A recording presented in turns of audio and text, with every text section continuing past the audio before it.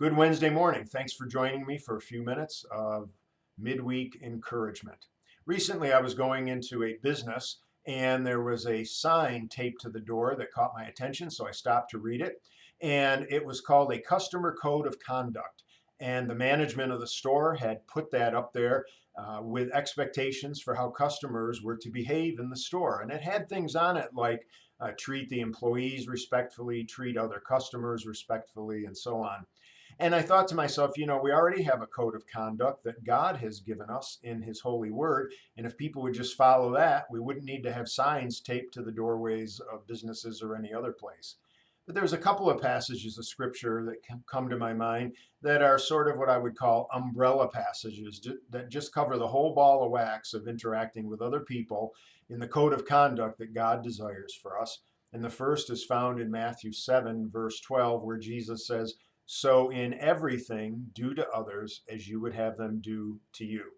In other words, Jesus is saying, treat others as you want to be treated. Speak to others as you want to be spoken to, and so on. The key word in that verse is everything, because Jesus is saying, regardless of the circumstance, regardless of how you feel, regardless of whether or not the item you're looking for is on the shelf or out of stock, regardless of whether you're having a good day or a bad day, or if things are going your way or not going your way, if you're running early or running late, it doesn't matter. Jesus says, in everything, do to others as you would have them do to you. The paraphrase of the Bible known as the Message words it this way, saying, here is a simple rule of thumb guide for behavior. Ask yourself what you want people to do for you, and then grab the initiative and do it for them. Another umbrella passage is found in Mark chapter 12, verse 30 and 31, that again covers the whole aspect of how we're to deal with and treat other people. As Jesus was asked about the greatest commandment, and he said this, and I know that you know it well, but he said, love the Lord your God with all of your heart, with all of your soul, with all of your mind, and with all of your strength, and then love your neighbor as yourself. But there are some other passages of scripture in the Bible that deal perhaps with a little more specific circumstances or situations that we run into in dealing with other people that give us guidance on how to relate to them. And one of them is found in Matthew chapter 7, verses 3 through 5, where Jesus speaks of the speck of sawdust and the plank of wood. And you know that passage well also, where Jesus says, why do you spend so much time looking for the speck of sawdust in somebody else's eye when you've got a long plank sticking out of your eye? And isn't that the world that we live in today? That seems to be so prevalent, where people are always looking for the fault in other people. Well, another verse of scripture the Bible gives us is in James 1:19, where it says, be quick to listen, slow to speak, and slow to become angry.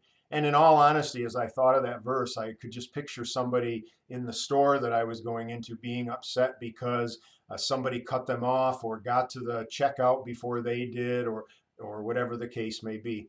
But maybe perhaps what the scripture's telling us in James 1:19 is, don't blow up at other people and don't lose your cool.